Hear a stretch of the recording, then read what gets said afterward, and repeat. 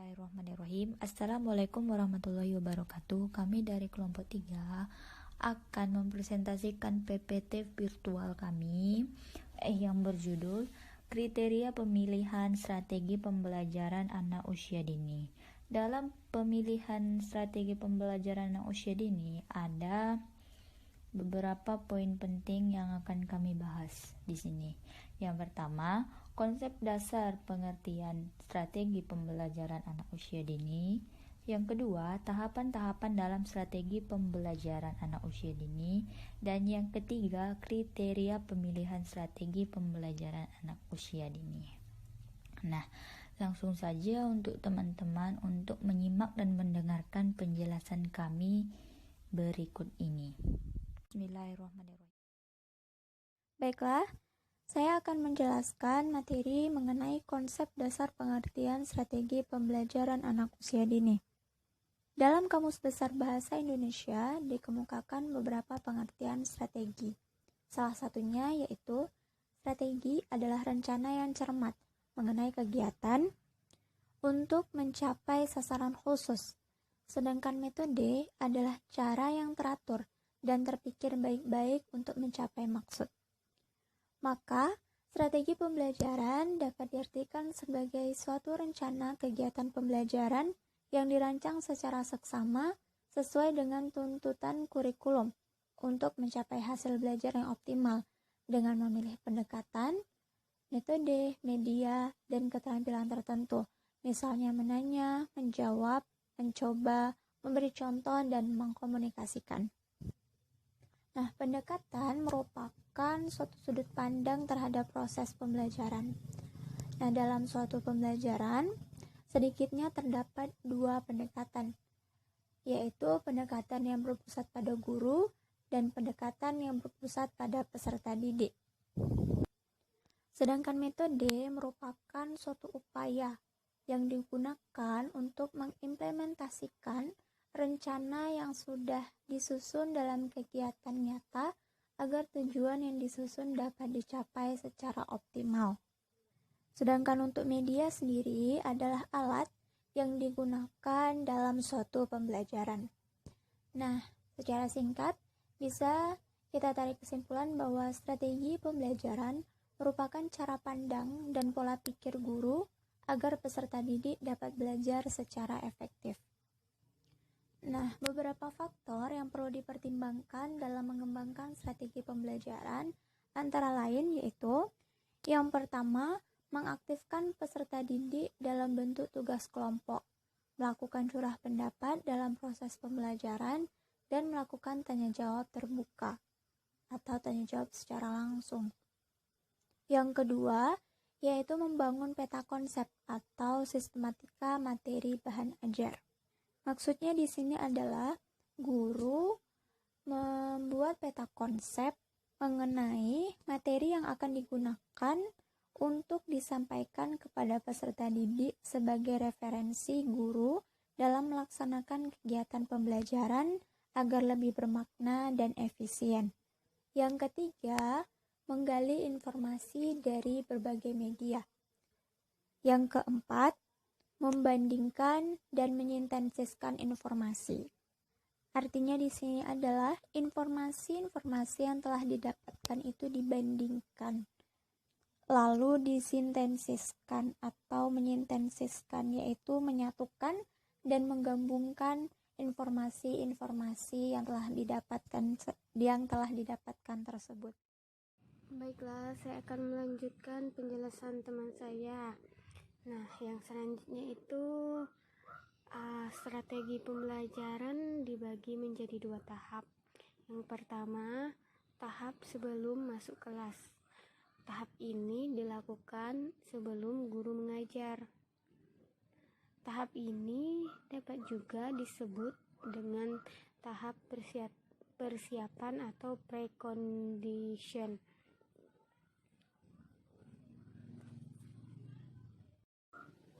Tahap yang kedua yaitu tahap saat siswa di dalam kelas. Nah, tahap ini dilakukan di dalam kelas dan disebut sebagai operating procedures.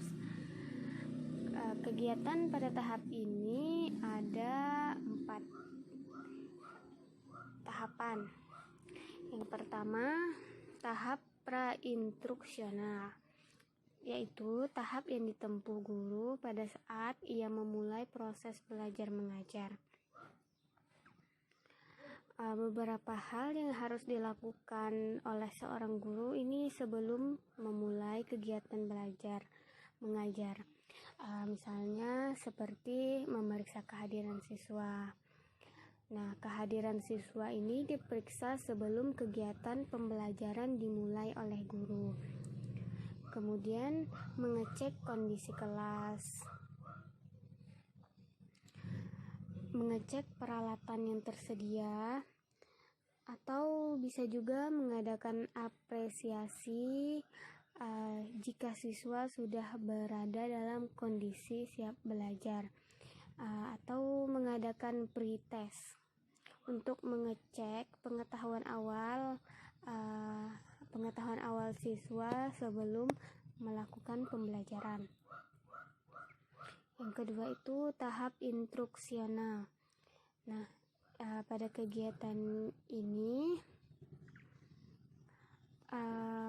guru memberikan bahan pelajaran yang telah disusun sebelumnya.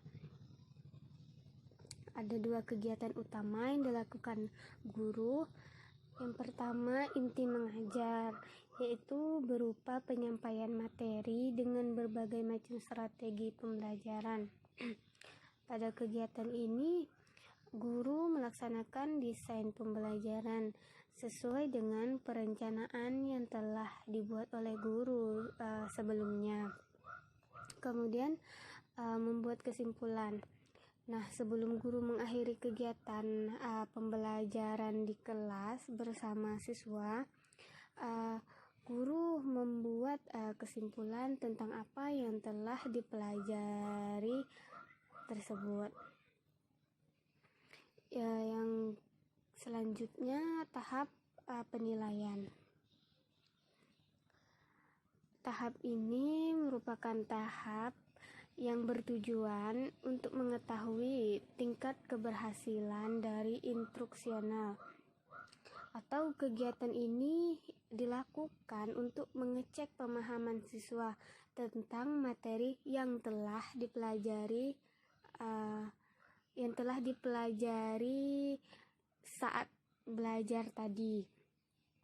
Nah, berbagai macam penilaian dapat dilakukan, antara lain seperti kuis, ulangan harian, atau ulangan blok. Selanjutnya tahap tindak lanjut.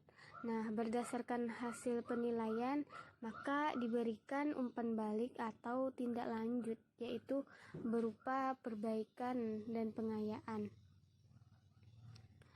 Ada dua kegiatan utama dalam tindak lanjut ini, yaitu untuk siswa yang telah menuntaskan materi dapat diberi materi pengayaan, dan bagi siswa yang belum menuntaskan materi bisa diberikan perbaikan atau remedial.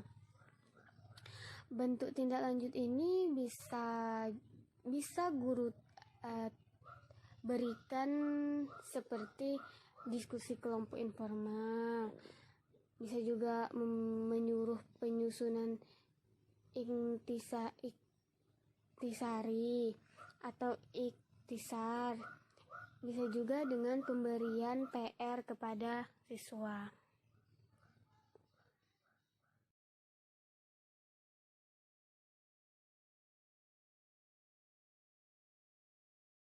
Baiklah, saya akan melanjutkan pembahasan dari pengelompokan strategi pembelajaran.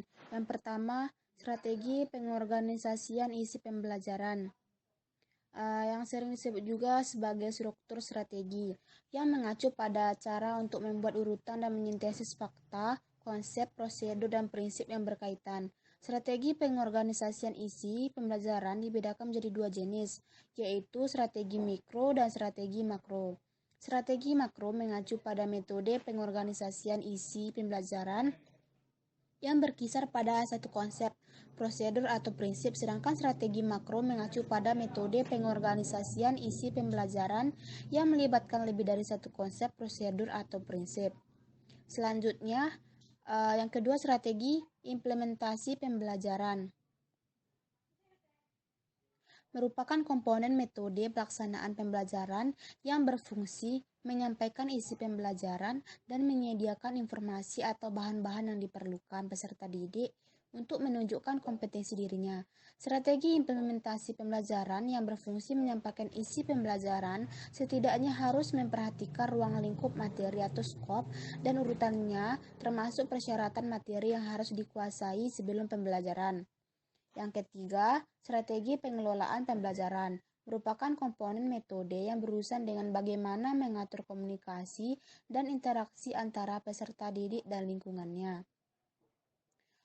Strategi pengelolaan berkaitan dengan pengambilan keputusan tentang pengorganisasian dan penyampaian pembelajaran yang mencakup penjadwalan, pembuatan catatan, kemajuan belajar peserta didik, dan motivasi.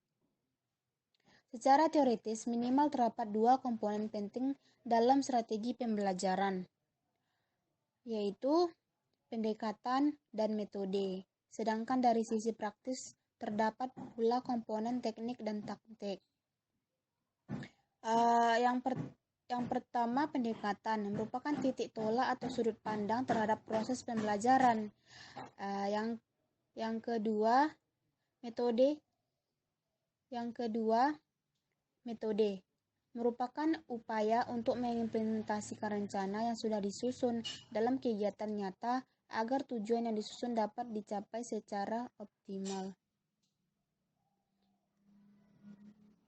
Selanjutnya,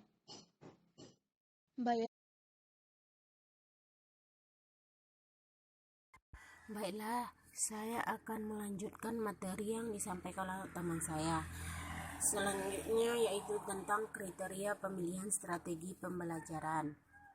Dalam rangka memahami dan menyelenggarakan pembelajaran, dasar pijakannya adalah Pasal 2 Undang-Undang Republik Indonesia Nomor 20 Tahun 2003 tentang Sistem Pendidikan Nasional dan Pasal 32 Undang-Undang Dasar 1945. Atas dasar itu pula, bahwa kriteria pemilihan strategi pembelajaran hendaknya didasarkan pada kesesuaiannya.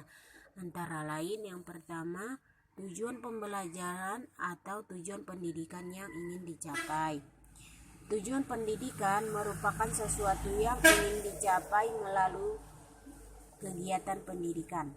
Tujuan pendidikan ini pada hakikatnya memiliki dua fungsi, yaitu yang pertama sebagai sesuatu yang ingin dicapai. Artinya, tujuan pendidikan dipandang sebagai target yang harus dicapai pada akhir kegiatan pendidikan. Dengan adanya tujuan ini akan memotivasi segenap pelaku pendidikan untuk terus berusaha memenuhi tuntutan pendidikan yang tertuang dalam tujuan pendidikan tersebut. Yang kedua, sebagai petunjuk dan memberikan arahan kepada setiap kegiatan pendidikan. Artinya, tujuan pendidikan dipandang sebagai pedoman bagi setiap pelaku pendidikan agar dalam melaksanakan kegiatannya tetap mengacu pada tujuan yang telah ditetapkan dan tidak menyimpang. Dengan adanya tujuan pendidikan, maka segenap pelaku pendidikan akan melaksanakan tugas dan tanggung jawabnya sesuai dengan rumusan tujuan tersebut dan menjadi pengingat bagi pelaku pendidikan agar tidak keluar dari jalur yang telah ditetapkan sebelumnya. Kriteria pemilihan strategi pembelajaran yang kedua yaitu peranan guru dan siswa yang diharapkan dalam mencapai tujuan pembelajaran. Undang-Undang Nomor 14 Tahun 2005 tentang Guru dan Dosen, Bab 1 Pasal 1 Ayat 1. Guru adalah pendidik profesional dengan tugas utama mendidik, mengajar, membimbing, mengarahkan, melatih, menilai, dan mengevaluasi peserta didik pada pendidikan anak usia dini jalur pendidikan formal, pendidikan dasar, dan pendidikan menengah. Banyak peranan yang diperlukan dari guru sebagai pendidik. Salah satunya yaitu guru sebagai korektor. Di sini guru harus bisa membedakan mana nilai yang baik dan mana nilai yang buruk. Guru sebagai inspirator, artinya guru harus dapat memberikan ilham yang baik bagi kemajuan belajar anak didik. Guru sebagai informator, yaitu guru harus dapat memberikan informasi perkembangan ilmu pengetahuan dan teknologi, selain sejumlah bahan pelajaran untuk setiap mata pelajaran yang telah diprogramkan dalam kurikulum. Selanjutnya, guru sebagai motivator. Guru hendaknya dapat mendorong anak didik agar bergairah dan aktif belajar. Guru sebagai fasilitator, artinya guru dapat menyediakan fasilitas yang memungkinkan kemudahan kegiatan belajar anak didik. Guru sebagai demonstrator, artinya guru harus dapat membantu anak didik dalam memahami pelajaran dengan cara memperagakan apa yang diajarkan secara didaktis, sehingga apa yang guru inginkan sejalan dengan pemahaman anak didik, tidak menjadi kesalahan pengertian antara guru dan anak didik.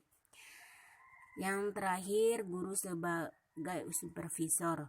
Guru diharapkan dapat membantu, memperbaiki, menilai secara kritis terhadap proses pengajaran. Kriteria pemilihan strategi selanjutnya yaitu tentang karakteristik mata pelajaran atau bidang studi. Karakteristik suatu mata pelajaran perlu diidentifikasikan dalam rangka pengembangan silabus berbasis kompetensi dari mata pelajaran tersebut. Struktur keilmuan suatu mata pelajaran menyangkut dimensi standar kompetensi, kompetensi dasar, dan materi pokok atau struktur keilmuan mata pelajaran tersebut. Hasil identifikasi karakteristik mata pelajaran tersebut bermanfaat sebagai acuan dalam mengembangkan silabus dan rencana pembelajaran. Kriteria pemilihan strategi pembelajaran yang terakhir yaitu kondisi lingkungan belajar, yaitu keadaan lingkungan serta keadaan sarana dan waktu pembelajaran yang tersedia. Lingkungan belajar adalah salah satu sarana dan prasarana yang penting dalam mengembangkan prestasi siswa, baik secara pengetahuan, sikap relatif, dan keterampilan. Aspek-aspek lingkungan belajar ada 3, yaitu di lingkungan keluarga, lingkungan sekolah, dan lingkungan masyarakat. Di lingkungan keluarga, ada beberapa kriteria pemilihan strategi pembelajaran, salah satunya yaitu cara mendidik anak. Cara orang tua mendidik anak sangat besar pengaruhnya terhadap proses pembelajaran anak tersebut. Orang tua yang kurang memperhatikan anaknya, acuh tak acuh dan tidak memperhatikan perkembangannya, maka anaknya akan menyebabkan kesulitan belajar bagi si anak. Dan sebaliknya pula, jika orang tua memperhatikan perkembangan anaknya, maka akan mendorong bagi anak untuk menjadi lebih giat dalam belajar. Yang kedua yaitu bimbingan dari orang tua. Orang tua merupakan contoh bagi anaknya. Segala yang dilakukan oleh orang tua secara tidak sadar akan ditiru oleh anak-anaknya tersebut. Karenanya sikap orang tua yang salah perlu dihindari. Yang ketiga yaitu suasana rumah. Suasana yang dimaksud dalam hal ini adalah suasana belajar yang sang anak. Suasana yang sangat ramai atau gaduh, maka anak tidak akan dapat belajar dengan baik. Anak tidak akan dapat berkonsentrasi ketika belajar dengan baik. Yang keempat, keadaan ekonomi keluarga. Keadaan ekonomi keluarga sangat erat kaitannya dengan belajar sang anak. Anak yang sedang belajar selain terpenuhi kebutuhan pokoknya, maka kebutuhan yang lain juga harus terpenuhi seperti fasilitas belajarnya. Yang kedua, di lingkungan sekolah. Di lingkungan sekolah ini juga terdapat beberapa kriteria pemilihan strategi pembelajaran. Yang pertama, hubungan antara guru dengan siswa. Proses belajar mengajar terjadi antara guru dengan siswa. Jika hubungan ini dapat terjalin dengan baik, maka siswa akan dapat memperhatikan materi yang disampaikan oleh guru pada belajar. Kedua, hubungan antara siswa dengan siswa lain. Hubungan antara siswa dengan siswa yang lain sangatlah penting, karena siswa yang tidak mempunyai hubungan baik dengan teman-temannya akan diasingkan oleh kelompok dalam belajar. Akibatnya akan dapat mempengaruhi nilai belajarnya. Keempat, alat belajar. Alat belajar anak merupakan sarana dalam belajar. Alat pelajaran yang kurang lengkap akan membuat materi kurang tersampaikan dengan baik dan akan menghasilkan gangguan dalam belajar yang disampaikan kepada siswa. Yang keempat, kurikulum. Kurikulum merupakan sejumlah kegiatan yang diberikan kepada siswa. Kegiatan itu menyajikan pelajaran agar siswa menerima, menguasai, dan mengembangkan bahan pelajaran. Selanjutnya, di lingkungan masyarakat ada beberapa kriteria pemilihan strategi pembelajaran, yaitu yang pertama, teman bergaul. Teman bergaul sangat besar pengaruhnya dan lebih cepat masuk ke dalam jiwa si anak. Teman bergaul yang baik akan berpengaruh baik, dan maka sebaliknya teman yang tidak kurang baik akan memberikan dampak yang kurang baik juga. Lingkungan tetangga. Corak kehidupan tetangga akan mempengaruhi anak-anak yang akan bersekolah. Misalnya, tetangga yang suka mencuri, menganggur, dan tidak memiliki kegiatan yang bermanfaat akan mempengaruhi motivasi belajar sang anak. Yang ketiga, yaitu aktivitas dalam masyarakat. Kegiatan ini dapat menguntungkan dan merugikan bagi si anak serta bagi perkembangan pribadi anak. Siswa harus mampu memilih kegiatan yang benar-benar mampu mendukung kegiatan belajar si anak. Yang terakhir, mass media. Yang termasuk dalam mass media yaitu radio, televisi, koran, majalah, surat kabar, dan lain-lainnya. Jika mass media ini baik, akan menguntungkan bagi anak. Tapi jika mass media ini jelek, pasti akan merugikan bagi si anak pula. Sampai di sini materi yang saya sampaikan. Selanjutnya akan dilanjutkan oleh teman saya. Baik. Bismillahirrahmanirrahim. Saya akan melanjutkan penjelasan dari teman saya mengenai poin terakhir, yaitu pemilihan strategi pembelajaran PAUD. Nah, kita sebagai pendidik dan orang tua tentu perlu memperhatikan hakikat dan perkembangan anak usia dini seperti yang dikemukakan oleh para ahli. Nah, di sini kami